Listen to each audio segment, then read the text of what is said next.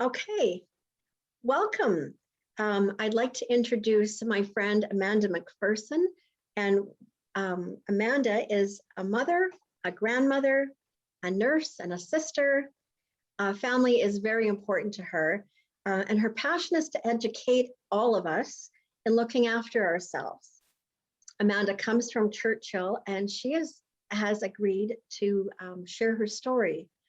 So I know you have probably 100 stories, Amanda. So which one would you like to share with us today? I think the one that's quite significant in my life that, where it all kind of started was the one that happened in Churchill. So I'll share that one. Like you said, I do have a lot of stories, but this one is very significant because it has, accumulated into everything that's happening today. So my little girl was about 3. I was a teenage mom. And at that point, I'll just give you an idea of what my life was like then. I was in a cycle of addictions with alcohol, and I was in an unhealthy relationship. And I didn't have no plans for my life or anything like that. All I knew was that I knew at this point I needed to look after my daughter, who was 3 at that point. And so I didn't know how that was going to come about.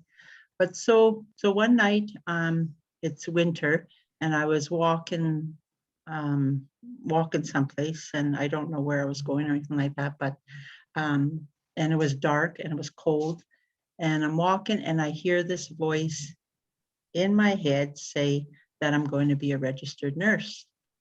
And I didn't, I never entertained the idea of becoming a nurse because at this point in my life with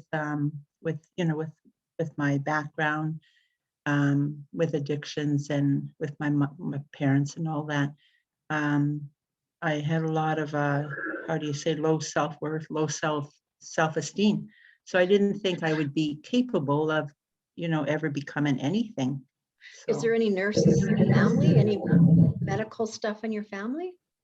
No. The only medical experience that I had was we had work experience in grade 7, and we did a short stint at the hospital. Where they used to be, like, they call it candy strippers or stripers. I'm not exactly sure the term. Candy stripers, yeah. I was one stripers. Too. It was fun. Yeah. And I remember we did that, and it was a big thing because we would go early because we didn't have running water and that. So we would go shower and clean ourselves up and put on this white uniform with a white cap, and that was really the only experience that I had. And I don't remember, enjoying the experience. It was different, but it didn't spark any, desire for me to become a nurse, So when I heard this voice, I didn't get scared or anything. I just kind of thought, and I didn't know what to think of it. And so I just went on my usual way, Did you recognize it as being God? No, not at that point. Yeah. Okay. Because at that point I felt I didn't have God in my life. And I realize now that God was pursuing me. I truly believe that we all have a plan and purpose for being here on earth. And now I know that he was pursuing me, to fulfill what he had for me. So I know that today, but at that time I didn't. And he does talk to us in a still small voice. And so I think sometimes we don't recognize that. That's we read horoscopes and some people go to psychics, but that's not the Holy Spirit. And so it's the Holy Spirit that will give us truth, because he's already in tomorrow. So he knows what your plan, what his plan and purpose is for you. Yeah. And yeah, that's right. And that's what I tell people today is, we all have a plan and purpose. There's a plan and purpose for our life. And we just need to ask, but at that point I didn't, at that time I didn't know. And how old were you when that happened? I was 21, no, about, my daughter was 3, and so I would have been 20. Okay. Yeah, yeah. So then what did you And do? well, things just started to, like, I didn't do anything on my own. Things, Okay. events and things started to unfold in my life. Like I said, I was at this point still heavy in my addiction with alcohol. And so either I was in it, for the 3 days, like the weekend, Friday, Saturday, Sunday, and then recuperating, and then being obsessed again with drinking again. So that was a pattern of my life then, and trying to look after my daughter. And there was a man, Hume. He was director of outreach services in Churchill at that time at the health center, and he was working there. And but there was also this nurse who was from Churchill, and she was working in public health there, and she must have given him my name or something, because um, anyway, I with her influence, I applied for this job thinking I'm never going to get it. I'll apply anyway. And he came to actually look for me and told me I had the job. I Wow. thought, wow, do they all do that? No. But anyway, he came to look for me, and I thought, wow. So, and then, And I'm sorry, how did they know about you? Other than well, Churchill is a small town, eh? oh And yeah, that's true. and Nellie Erickson was a nurse, the public health nurse, and she doesn't mind me using her name. And she was from the community, so she knew us all, Okay. yeah, she had a passion to help, people who were in my situation, Okay. and she has helped others. Anyway, so yeah, so and Hume wasn't from Churchill, he was from someplace else. And so that's how I got in that door. And then Wow. I was really, really, really shy. I remember I had to do what do you call it, CPR? You know how you have to have CPR when you're in a health position. And when it came to doing CPR on Annie, where you have to say, Annie, Annie, wake up, wake up, wake up. I could not do it. I just started crying and left the room. That's how shy I was when I wasn't drinking. So anyway, and then he left, and another health director came in. Her name was Florence, and she was really, how do you say, lively and enthusiastic.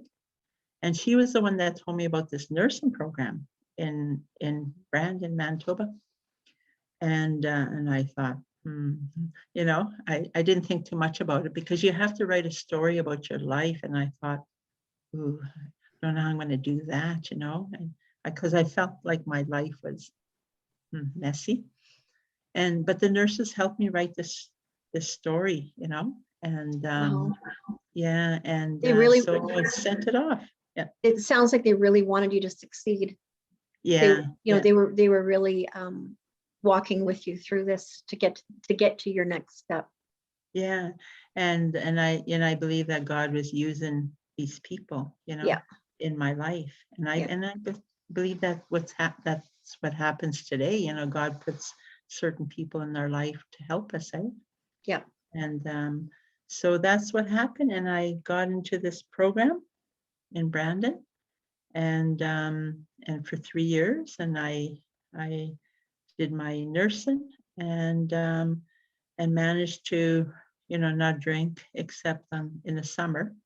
And yeah, and I did amazingly well, like I got on the honor list and Good for did well in you. the program. Yeah. Good for you.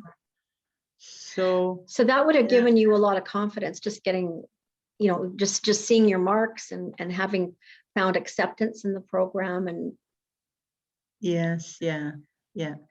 And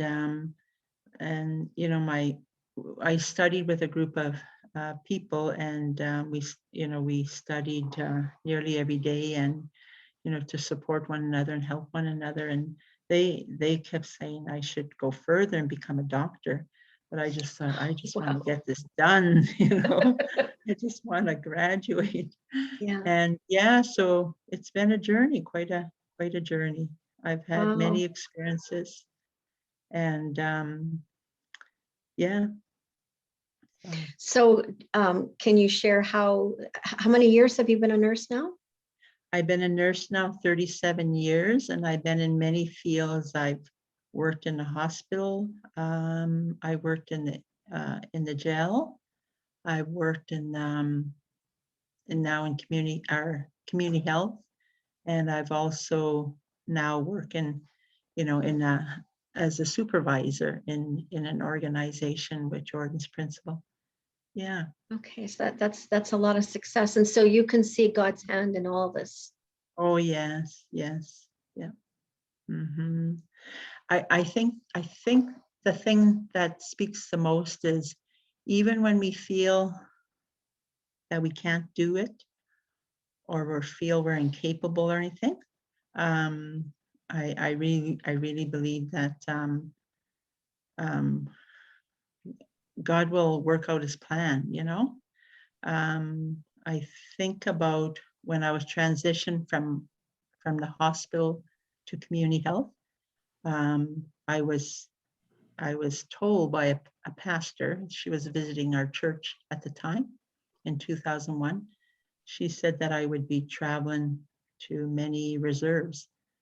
And I was thinking in my head, yeah, right. How can I do that when I'm so afraid of driving on the highway? I didn't drive. If I didn't have to drive, I didn't drive.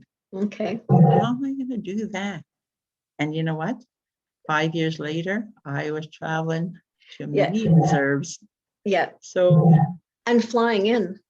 yeah, Flying flying in into and reserve. driving. Yeah. So it's amazing, how that works. And God will orchestrate the people that you need to meet, Mhm. and it's in his timing. Yeah, that's right.